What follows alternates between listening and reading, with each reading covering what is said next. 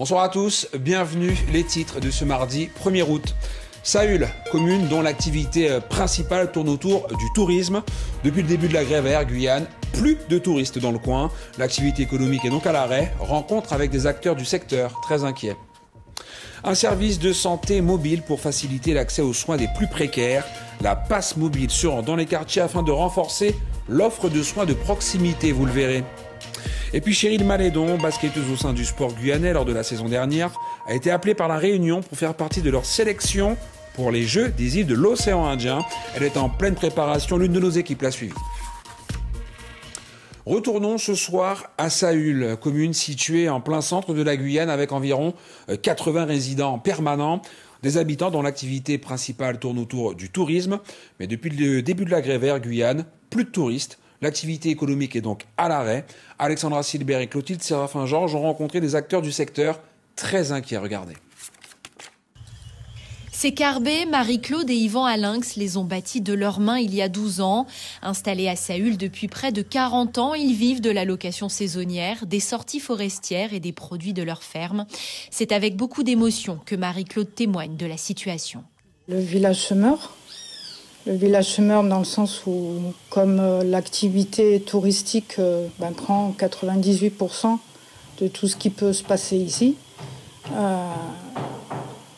imaginez tout le monde, que ce soit les hébergeurs, les restaurateurs, les épiciers, enfin bref, toute l'économie est basée sur le tourisme. Donc si nous n'avons pas de compagnie sérieuse qui assure ces vols-là, on signe l'arrêt de mort de cette commune, c'est tout. Leur hébergement baptisé Les Ticazes est aujourd'hui vide, après un début d'année déjà en sous-régime. Depuis janvier 2023, les Alinx connaissent une perte de 80% de chiffre d'affaires. Malgré des réservations anticipées, les touristes ne pouvaient pas acheter de billets d'avion. Quand on regardait le planning d'Air Guyane, à peine les vols étaient ouverts, tout était rouge. Donc que ce soit pour les touristes ou pour les résidents, on n'avait aucun moyen de pouvoir être assuré, de pouvoir aller sur le littoral ou inversement. Pourtant, le tourisme était en plein essor depuis 2017, quand le fromager de Saül a été élu arbre de l'année, puis en 2022, après le confinement. Aujourd'hui, les touristes sont absents et même l'activité de la ferme des Alinx est en péril. On a d'une part le problème des passagers, d'une autre le fret. On a mis du fret sur Air Guyane, donc à la zone fret, maintenant il y a presque un mois, plus de 600 kilos, et qui ne sont toujours pas là. La mairie, la CCOG et la CTG doivent se réunir afin de réfléchir à des solutions pérennes pour les habitants de Saül et ses touristes. En attendant, le chantier du 3e Carbet de Les Ticazes est à l'arrêt. Et les Sahéliens, comme les habitants des autres communes desservies par Air Guyane, attendent le passage de la société Caire devant le tribunal de commerce de Pointe-à-Pitre demain 2 août. Et justement, les jours passent et le conflit perdure à Air Antilles, qui fait aussi partie du groupe Caire, avec des avions immobilisés au sol et des passagers déroutés. La compagnie aérienne lourdement endettée est en cessation de paiement. L'avenir de l'entreprise et de ses salariés était au cœur des discussions pendant de longues heures aujourd'hui, des discussions entre le PDG Éric Coury et les syndicats arbitrés par l'inspection du travail et le représentant de l'État. Marilyn Plaisir, Olivier Duflot. Combien de temps encore les avions d'Air Antilles vont-ils rester cloués au sol? Au cœur des négociations, l'avenir d'une compagnie aérienne qui n'a plus le sou en poche. Pour Éric Coury, son PDG, c'est la fin de l'aventure. Le plan de restructuration qui était envisagé prévoyait, en contrepartie d'un abandon de dettes, des dettes Covid, c'est-à-dire les PGE et d'autres dettes fiscales et sociales, une recapitalisation de l'entreprise par ses actionnaires actuels et nouveaux, et qui était la contrepartie de cet abandon de dette. À partir du moment où l'entreprise va être liquidée, ça sera sans moi. J'étais dans une logique de plan de restructuration où je devais réinvestir. Donc, bien évidemment, ce plan de restructuration n'existe plus, il n'est plus d'actualité. Donc, je ne réinvestis pas. Et aujourd'hui, ça sera un plan de reprise, bien évidemment, sans moi. Une compagnie qui bat de l'aile depuis la pandémie. Pour les syndicats, pas question de baisser les bras. Qu'importe les hausses de salaire réclamées, seuls comptent aujourd'hui les emplois. Le conseil d'administration de CARE n'a pas mis 1 euro à la sortie de la crise Covid pour pouvoir compenser ce terrible coût. On s'est contenté de souscrire des prêts garantis par l'État, de faire des moratoires sur les dettes sociales auprès des créanciers. On en appelle à une gestion complètement différente et à revenir à de bonnes pratiques. Est-ce que ça passe par effectivement une nouvelle personne ? On le croit. Mercredi, le tribunal de commerce va prendre acte de la cessation de paiement de la compagnie aérienne. Et de son côté, le M2S organise le festival Oyanana Fessi Contré le 5 août prochain à l'Ancre. Une journée pour mettre en avant les cultures guyanaises avec différents ateliers et le soir des artistes locaux. Les fonds récoltés lors de cette journée serviront à soutenir la marche pour le désenclavement organisée par le collectif Apache qui aura lieu en octobre pour rejoindre Saül. Dominique Monté, responsable de la commission animation culturelle du M2S, est au micro de Brigitte Wap et Abel Parnasse. Le but premier est de mettre en avant la culture guyanaise. Et ensuite, c'est de soutenir le collectif Apache pour la traversée du désenclavement le 21 octobre prochain. La manifestation se déroule sur toute la journée. Le matin, la population est invitée à participer à un ensemble d'ateliers avec des associations et artistes guyanais. Et le soir, il y aura un plateau d'artistes volontaires, engagés, qui ont décidé de nous soutenir et soutenir le collectif Apache pour le désenclavement. C'est une collecte exceptionnelle en Guyane, le ramassage des ordures par voie fluviale. Cela se passe dans la commune de Roura depuis 1 an et elle permet le ramassage donc des ordures dans les villages les plus isolés de la commune. Pierre Tréfaux et Brigitte Wap ont assisté à l'une de ces opérations. Reportage. Comme tous les 10 jours, sur le débarcadère du pont de Roura, Gwenegan et sa femme chargent les bennes pour prendre la direction du village Favard. On doit se fier aux marées. On essaie de partir sur la marée montante pour nous aider vraiment à pousser le gros bateau que vous pouvez voir. Hein. Et sur le retour, on essaye d'être justement sur la marée descendante pour qu'elle aussi puisse nous aider à repartir. Donc il faut vraiment, le timing doit être vraiment calé. Quand on navigue la nuit, on a toutes les lumières de signalisation, on est vraiment repéré, mais bon, il faut quand même se méfier. On peut aussi avoir des gros bouts de bois qui flottent qu'on ne pourra pas spécialement voir. Donc on peut casser aussi du matériel. Depuis 1 an, les ordures des 200 âmes du village sont extraites par le fleuve. La faute à un accès terrestre qui n'est plus praticable, mais cela reste encore insuffisant pour certains types de déchets. On a des encombrants comme des congélateurs, on a aussi des vieilles voitures qui sont toujours là, ça fait plus de 5 ans, même 6 ans que les voitures sont stationnées dans le village, donc ça fait pas très joli. Mais bon, c'est toujours pas suffisant. Bon, il faut améliorer notre vie quotidienne pour qu'il n'y ait pas de déchets, parce que comme on est dans le tourisme, on a une autre association, donc il faut que ce soit propre et de recevoir les gens où il n'y a pas de déchets. Avec un coût de 75 000 € par an, l'opération est moins coûteuse qu'un ramassage terrestre habituel. Mais aujourd'hui, le tri des déchets à Favard n'est pas encore mis en place. Une réflexion sur la réduction des déchets à la source est menée par la CACL.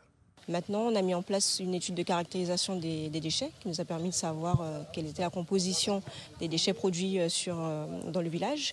Et du coup, là, la prochaine étape, c'est vraiment d'aller vers le recyclage, permettre le tri et puis également des actions de prévention pour réduire les déchets.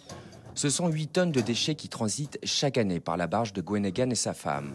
Cette collecte fluviale, unique sur le littoral guyanais, pourrait être mise en place dans d'autres villages isolés du territoire.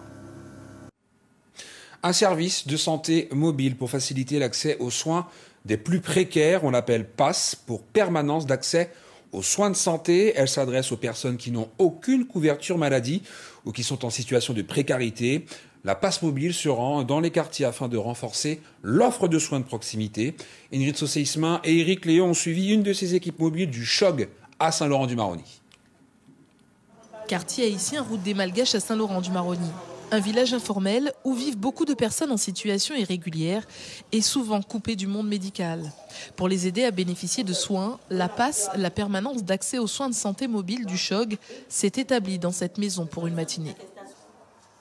Derrière ce rideau, 2 infirmières et un médecin dispensent des soins gratuits, car pour certains patients, les ruptures de soins représentent un risque pour leur santé. Les patients chroniques qui sont hyper tendus par exemple, diabétiques, et le fait qu'ils ne viennent pas consulter pour avoir le suivi, s'assurer qu'il n'y ait pas de complications liées à leur pathologie chronique, c'est qu'ils ne prennent pas leurs médicaments et du coup développer des complications. Cette patiente est en situation irrégulière et n'a pas vu de médecin depuis longtemps. Elle vient faire un contrôle. Quand il y a moins venu pour me capable faire consultation pour me connaître comment mieux. Parce que ça fait beaucoup de temps que je suis dans le docteur. Je suis capable de faire prise de sang pour moi. Quand il y a la jeudi, il te met pour me venir 31. Moi, ça, quand il y a venu pour un résultat. De l'autre côté de la salle, les patients peuvent faire leur démarche d'accès au droit, aidés par des médiateurs et une assistante sociale. Pour faire les premières demandes là, pour prouver que ça fait plus de 3 mois où on est territoire là. J'accompagne dans les démarches administratives. Par exemple, si la personne a des difficultés au domicile, demande d'aide alimentaire, une domiciliation pour justifier d'une adresse sur le territoire ou orientation au CASNAV pour une inscription scolaire. Oui, c'est ça. J'ai ramené ça, on m'avait dit c'est pas ça, c'est ça que j'ai ramené. Marc Renel est salarié, mais rencontre quelques problèmes avec sa couverture sociale. À chaque fois, j'amène mes enfants à l'hôpital. On m'avait dit c'est pas à jouer comme ça. Moi, j'ai toujours les médicaments à payer. J'ai toujours des médicaments à payer et j'ai une sécurité sociale et moi je travaille. Bon, comme je fais à chaque fois, je fais ça sur Amélie, c'est toujours pas juste. Je passe à une personne spécialisée dans ce domaine. Chaque patient est suivi grâce au passeport de santé mis en place par la PAS de Saint-Laurent du Maroni il y a un an, une première dans le département. À ce niveau-là, ça facilite les échanges entre les partenaires et aussi entre l'équipe. La PAS fait des consultations une fois par mois dans différents quartiers de Saint-Laurent et a une permanence fixe à la PMI le mardi et le jeudi au village chinois. En 2022, près de 6 000 usagers se sont rendus à la PAS, un chiffre en augmentation chaque année. Parlons maintenant de l'impression automatique des tickets de caisse qui n'est plus en vigueur en France depuis aujourd'hui. Et à Saint-Laurent-du-Maroni, les réactions sont mitigées entre préoccupations environnementales et inquiétudes concernant la vie privée. Découvrez les réactions sur notre site internet guyanelapremière.fr avec Éric Léon. 1 an et demi d'enquête, 40 entretiens réalisés avec 23 structures locales, un éclairage territoire par territoire ultramarin sur les violences sexuelles et sexistes, une problématique qui perdure et qui ne faiblit pas. Agathe Tournou. Encore tabou, la parole des victimes de violences sexistes et sexuelles se libère petit à petit dans les territoires ultramarins, comme en Polynésie, où des femmes témoignent de leur parcours difficile. Quand on est rabaissé quotidiennement, quand on est humilié, c'est dur. Que te disait ton mari, par exemple ? Que je faisais mal le ménage, que j'étais trop bête pour écouter ce qu'il disait, que je m'occupais mal des enfants, que rien ne va en fait, que jamais, voilà, que j'étais pas une bonne cuisinière, que j'étais pas une femme bonne à marier, que j'étais pas une bonne maman, quoi.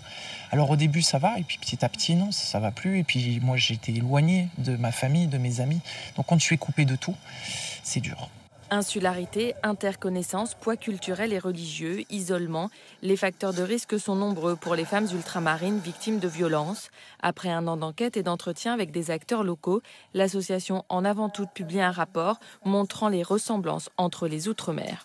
Ce qui est intéressant, c'est que c'est des territoires qui ont quand même des particularités communes que nous, on va appeler par exemple des facteurs de vulnérabilité aux violences qui vont faire qu'en fait les violences, elles vont être plus visibles, plus fréquentes, plus intenses et se manifester autrement, qui va faire qu'on va peut-être plus les remarquer qu'en hexagone. Malgré le manque de chiffres officiels, l'enquête révèle qu'à La Réunion, 3 fois plus de femmes se disent victimes de violences conjugales que dans l'Hexagone. En Martinique, 1 sur 3 déclare avoir subi des violences psychologiques au sein du couple et le taux de harcèlement sexuel au travail atteint les 5% en Outre-mer, soit 2 fois plus que sur le territoire hexagonal, une situation que les associations locales ont du mal à gérer. Il y a moins de structures, elles ont moins de moyens, elles sont moins dotées et les besoins sont d'autant plus forts. Donc il y a un équilibre qui ne se fait pas entre les moyens des associations locales et l'enjeu des besoins qui au final, on le voit, sont de plus en plus élevés. L'association, en lien avec les acteurs locaux, souhaite élargir son dispositif de chat numérique où les victimes, via le site internet, peuvent contacter une professionnelle par message et recevoir de l'aide instantanément. Allez, direction la Martinique pour le Tour des Yoles qui captive bien au-delà des frontières de l'île. Encore une victoire d'étape ce matin pour le leader de la compétition. Sarah Distribution l'a emporté à Rivière-Pilote avec quelques secondes d'avance sur son plus dangereux adversaire, UFR Champflore. Le résumé de Eldwin Edrald de Martinique, la première. On prend les mêmes et on recommence. L'étape Diamant Rivière-Pilote nous a réservé son lot de suspense, mais le podium reste le même qu'à la première étape. Très vite, Sarah Autodistribution prend la tête avec UFR. À la différence d'hier, Rosette a du mal à démarrer et va stagner à la 14e place. En l'absence de Rosette Appaloosa, Cottrell s'invite de nouveau au bal des premiers et tente de gêner les Yoles Robertine et Martinoise.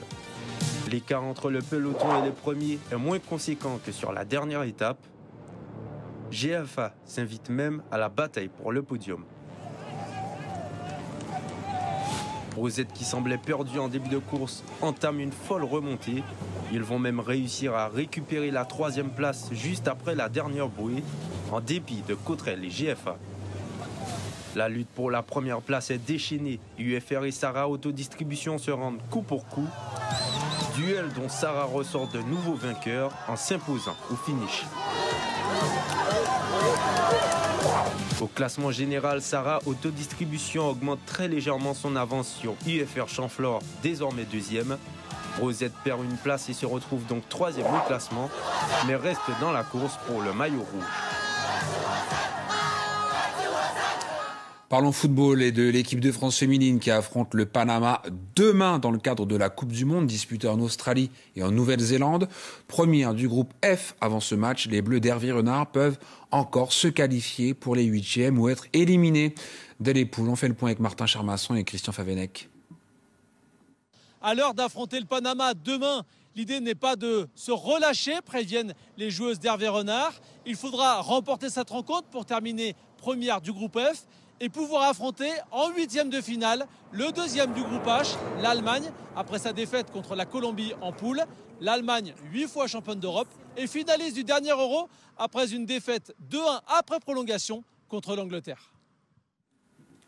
Retour en Guyane, Cheryl Malédan, basketteuse au sein du sport guyanais lors de la dernière saison, a été appelée par la Réunion pour faire partie de leur sélection pour les Jeux des îles de l'océan Indien.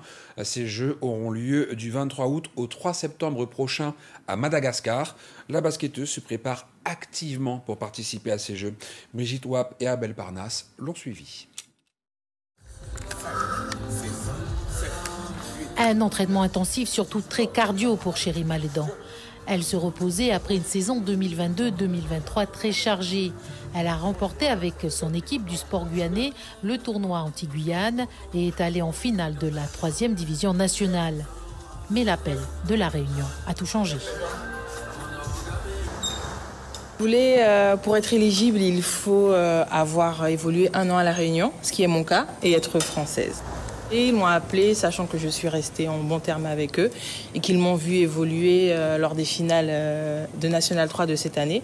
Alors je pense que voilà, sachant que j'avais fait aussi MVP du tournoi anti-Guyane, alors je pense qu'ils ont voulu m'avoir et je suis très contente. France Dupuis, son coach, met tout en place pour lui permettre d'avoir une bonne préparation avant son départ vendredi. L'Estrade est une équipe, par rapport à ce que j'ai compris, d'une sélection. Et il ne faudrait pas qu'elle soit trop en retard par rapport aux autres joueuses.